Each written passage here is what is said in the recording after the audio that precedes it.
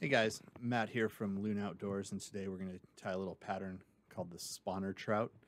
It's a pretty standardized streamer pattern with a twist.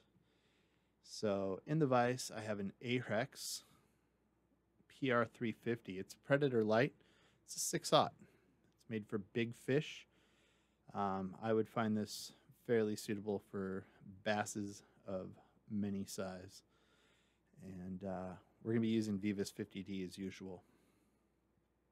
So we'll just start it off by taking a very long section of touching turns because this is a 6/0 hook with a very long shank. Once we get just a hair in front of the point there that you can see, we're going to select two less than ideal grizzly saddle feathers. These are kind of more on the lines of schlappen than, say, a saddle. And the reason for that is I like the way that they move in the water. They have a good density to them, and we're not eating into quality dry fly saddles at this point in time. These are also some of my favorites for intruders because they have a really specific look to them. So I am going to tie them in with the concave side facing in. It's also the dull side. As you can see, the feather that's further away from you with the camera view is a little bit, has a flat kind of inside look. So this is an interesting little trick. So I take some flow and I allow it to saturate into the feather itself along the stem, starting at the thread wraps. And this is going to take care of the chance of that fouling.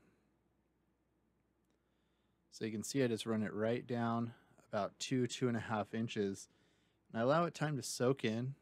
And instead of having to run like a weed guard, it really helps your feather just to stand out and stay proud, and keeps you from fouling. It's a quick trick / hack. So next up, this is some flat braid from Hairline, and this one happens to be in a peach color. I did not go with a pink because I kind of like that spot to be a transitional piece between belly and pink sides of a rainbow trout. So this peach really fits the bill for me.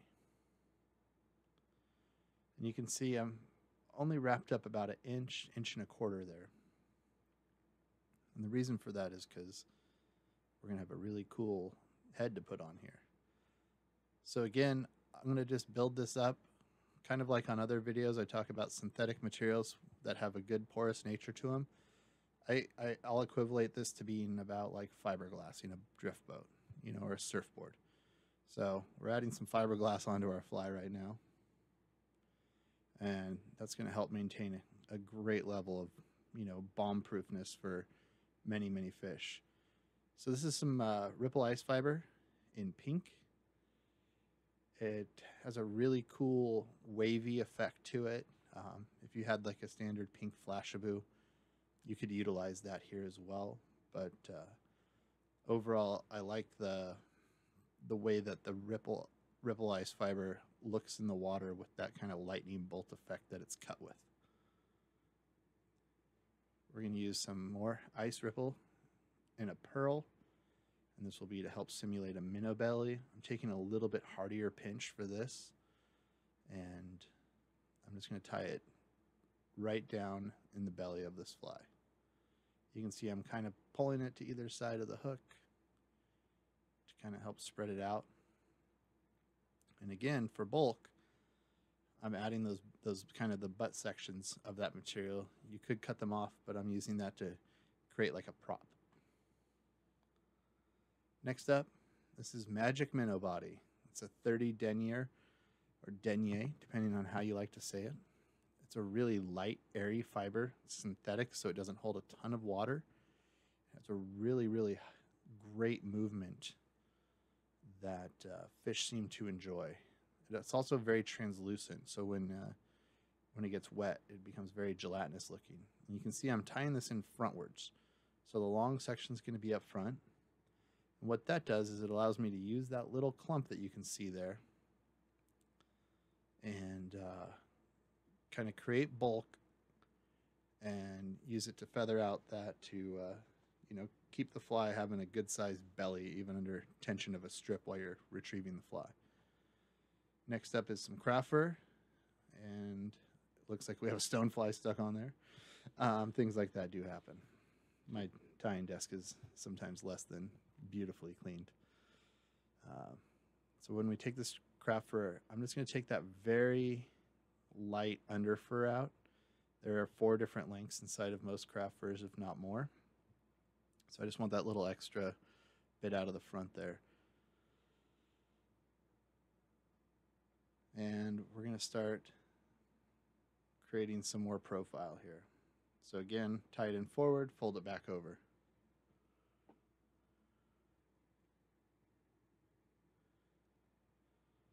Next up is a little bit of Farrar blend. This is just a standard white. You could use like a tan and white blend, or you can dull it down, and you can change the colors on this fly to be anything that you want as far as your forage food.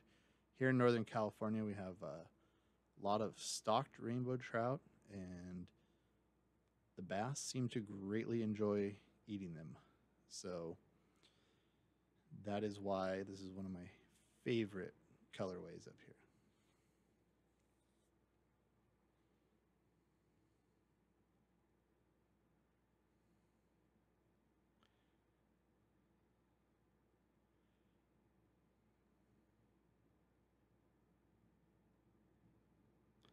Next up, we're going to bring in just like a wild olive for our blend.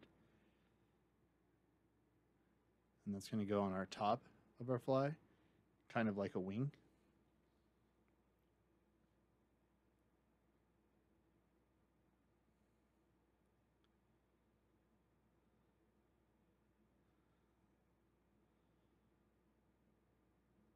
So you can see where the meat and the potatoes of the body is. I've allowed it to become a little bit less translucent, and I'm using these longer fibered materials that are, again, not going to hold a ton of water to create the rest of the fly.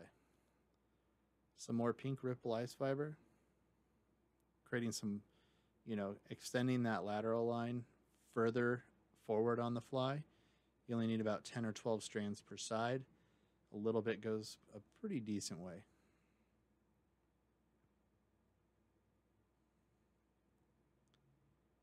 And you can see I'm just going to pull those back again. And again, we're just creating bulk through, folding that material back over. I do like these little micro barred Voodoo Fibers. They have treated me quite well, from trout nymphs all the way up to, streamers like this and steelhead flies.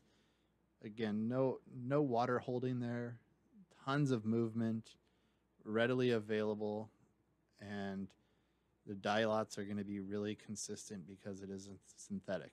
So it's one of those things where there's a new material that comes out and it just does cool stuff. This one comes pre-spotted, so you don't even have to spot the side of your rainbow trout. Little more magic minnow belly, just to kind of create a little bit of a throat here for this guy. And you can see I'm going to start trimming it so it becomes a shorter fiber. It's a great little trick right there. If you get a material out of a bag, you don't have to tie with it that long. You can chop it up and make it whatever you would like. So in this case, I've taken it from a very long fiber down to about a 4 to 6 inch fiber. And that's going to be really nice for creating this profile here on this pattern.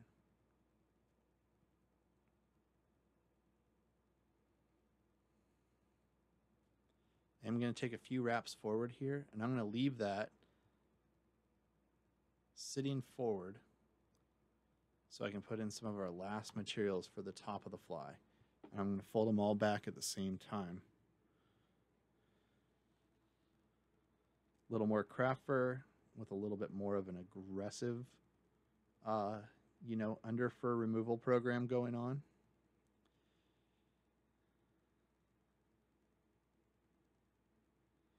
Just as a side note, flies this size, you're probably looking at, 8 to 10 weight fly rods. If you have a 9 weight, that obviously falls in between the size 8 and 10, so you'd be good to go.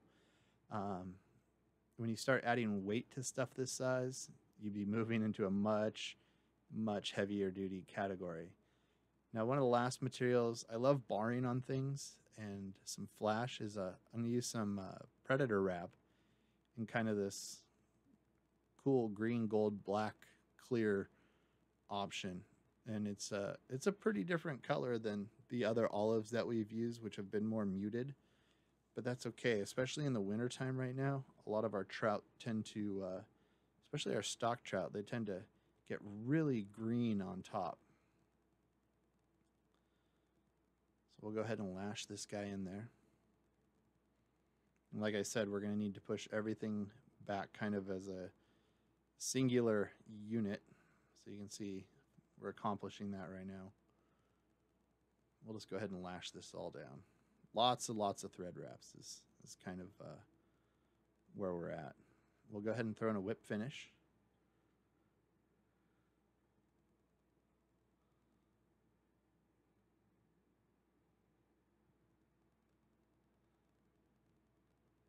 And from here you can see we have just a ton of profile, nice, long, and truthfully for a fly of this size, it'll be really easy to cast. So this is a custom painted spawn fly fish head. It's really cool. I used a Copic airbrush system and then coated it with flow, but it just adds such a level of realism to the face of the fly that I think it's beneficial. So we'll end up having to use some Zap-A-Gap and some flow resin, or some Loctite and some flow resin to get this going. So we'll just apply.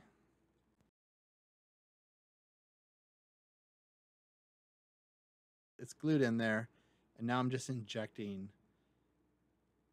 flow resin inside the head to make sure all those materials stay nice and proud, and it all gets glued together in a solid unit. Cool thing is with these translucent heads, you can cure right through them. The realism that you find, we're going to do a little bit more of some flow injecting here on the gullet of this fly, down by where the gill plate would be. Sorry for my hand in the way, but it's just where it needed to be. So you can see, we'll go ahead and cure again, but you get this ultra realistic looking head, great durability, the freedom to color it any way you like and maintain translucence, which gives you a crazy depth of field as far as your face of this fly goes. And all I'm doing here is just some simple primping using the Ergo comb, which is a must-have for any streamer fisherman. If you've thrown anything with Farrar Blend or EP fibers, etc., you got to comb them out. But I hope this finds a way to fill your box somehow on one of your adventures. Thanks for watching, guys. We'll check you next time.